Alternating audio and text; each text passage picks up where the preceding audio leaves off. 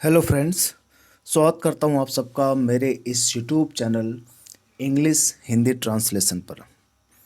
दोस्तों, जैसा कि कई दिन हो गए आप लोग को हिंदी पैसेज को अंग्रेजी में ट्रांसलेट करना ये सिखाने के लिए पिछले 2-3 दिन से ये पैसेज मैं नहीं ला रहा था। अब हम लोग डेली कम से कम 1 या 2 पैसेज को हम लोग हिंदी से इंग्लिश में और इंग्लिश से हिंदी में ट्रांसलेट करना सीखेंगे। ठीक है दोस्तों। और जैसा बता दूं दोस्तों, मैंने अपने यूट्यूब चैनल पर टेंस को बिल्कुल स्टार्टिंग से स्टार्ट किया है, शुरू किया है। और मैंने नरेशन भी स्टार्ट कर दिया है बिल्कुल बेसिक से।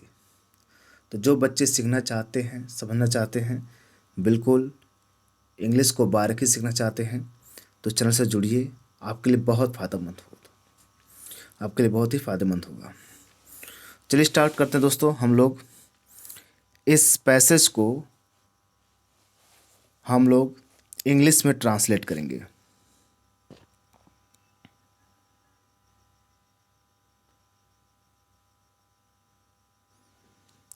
देखिए, ये जो पैसेज है 2018 में एक पेपर में पूछा गया है। इस पैसेज को 2018 में एक एग्ज़ाम में पूछा गया है। और ये मैं आप लोग से कहता हूँ, जो बच्चे क्लास 9, 10th, 11th, 12th में हैं, एकेडमिक हैं या उससे ऊपर के हैं, जो लोग हिंदी पैसेज को ट्रांसलेट करना सीखना चाहते हैं, तो भी इस चीज़ का फ़ायदा उठा सकते हैं। तो देखिए, हम लोग पैसे लाइन बाय लाइन समझते चलेंगे। कहा जा रहा है, रामकृष्ण परमहंस एक योगी थे। रामकृष्ण परमहंस एक योगी थे। ये किस टेंस की बात हो रही है? पास्ट टेंस की बात हो रही है।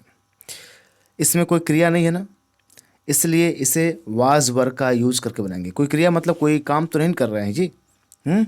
तो कोई काम नहीं कर रहे तो ये टेंस के नेम से नहीं जाएगा, ये वाज वर्ब का यूज से जाएगा। तो कौन थे? रामकृष्ण परमहंस। रामकृष्ण परमहंस एक ही थे तो वाज लगेगा, हो गया। Was an एसेक्टिक। एसेक्टिक मतलब होता है योगी, हो गया। या सेंट भी लिख सकते हैं।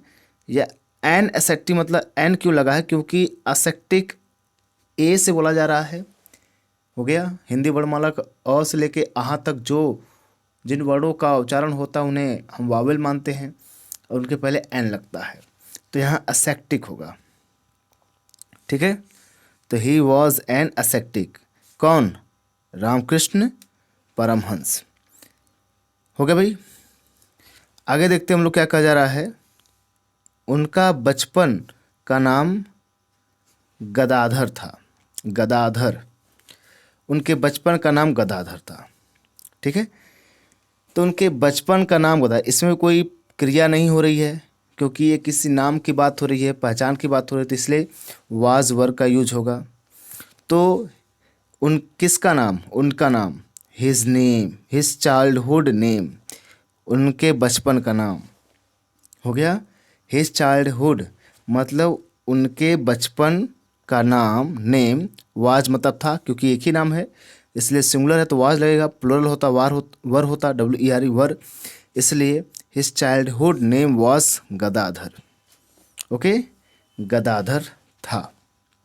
अब देखिए, उनकी शिक्षा दीक्षा बहुत ऊंची नहीं थी। उनकी शिक्षा दीक्षा बहुत ऊंची नहीं थी, हो गया। तो ये थी, यही पास्ट की घटना है, तो पास्ट की घटना, इस पर कोई क्रिया नहीं हुई है, हो गया। बस एक स्टेट की बात की रही कि उनकी एजुकेशन काफ़ी हाईली नहीं थी, हो गया, यानी बहुत ज़्यादा सीखे व्यक्ति नहीं थे। क्या बोलेंगे? He was not a very learned, हो गया। लर्न में सीखना होता है, लर्न में होता है ज्ञान, हो गया। मैन मतलब बहुत ज़्यादा पढ़े लिखे व्यक्ति नहीं थे। लर्न मैन मतलब बहुत ज़्यादा सीखे साखे, मतलब ज़्यादा ज्ञान हो जिसके अंदर, ऐसे व्यक्ति नहीं थे।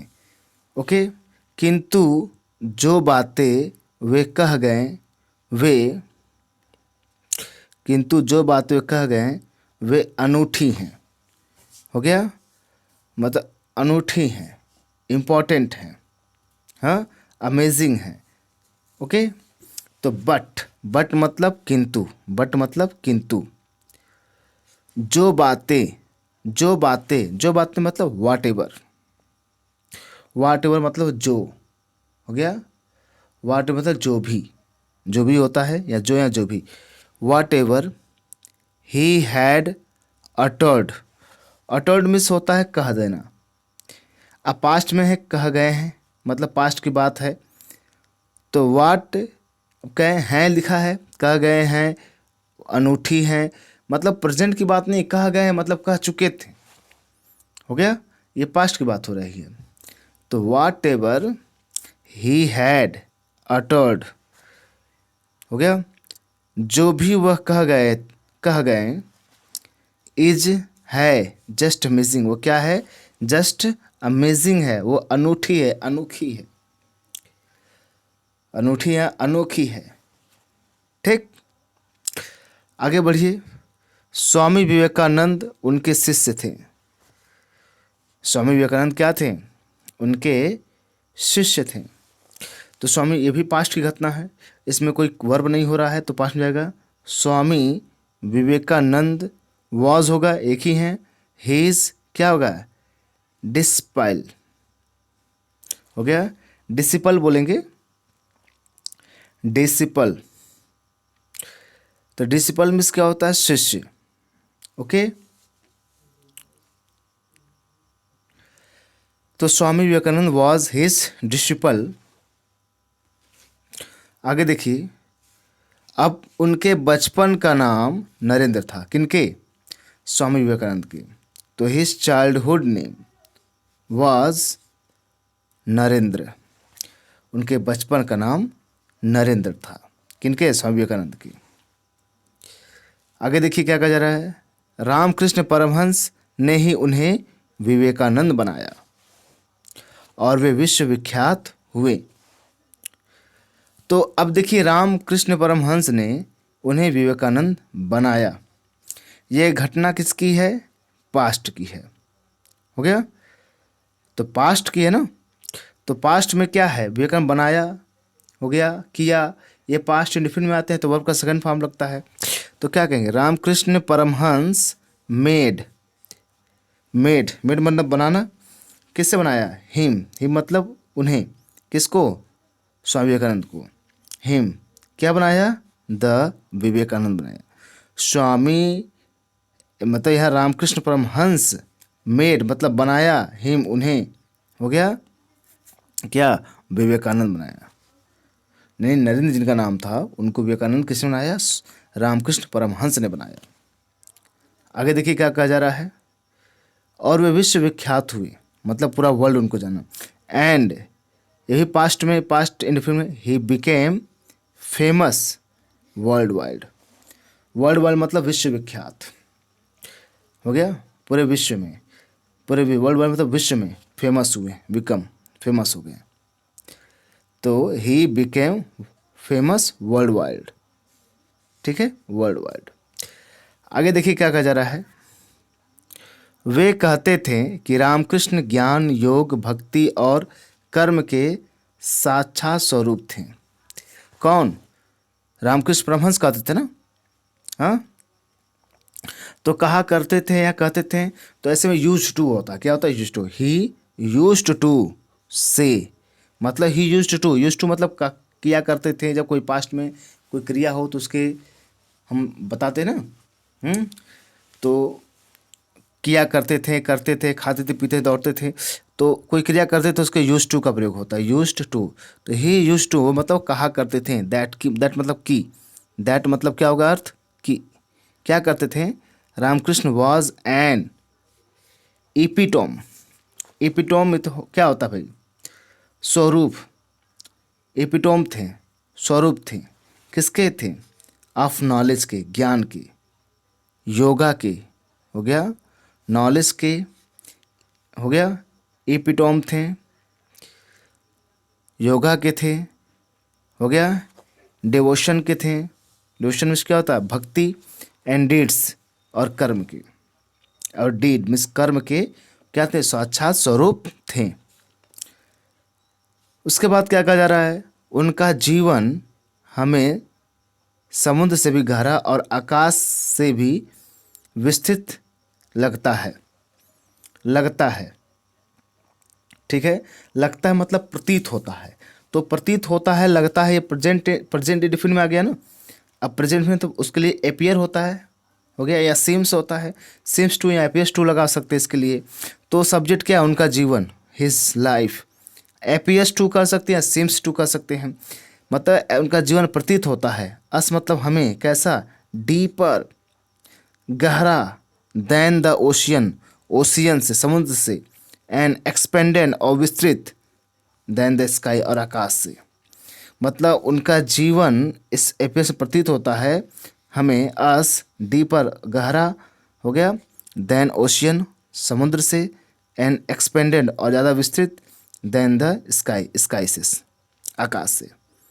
ओके, ऐसे व्यक्ति को अपना आदर्श बनाने में हमें संकोच नहीं करना चाहिए। क्यों भाई, ऐसे व्यक्ति को अपना आदर्श बनाने में संकोच नहीं करना चाहिए। जब कोई एडवाइस हो तो उसको हम शुड से बनाते हैं।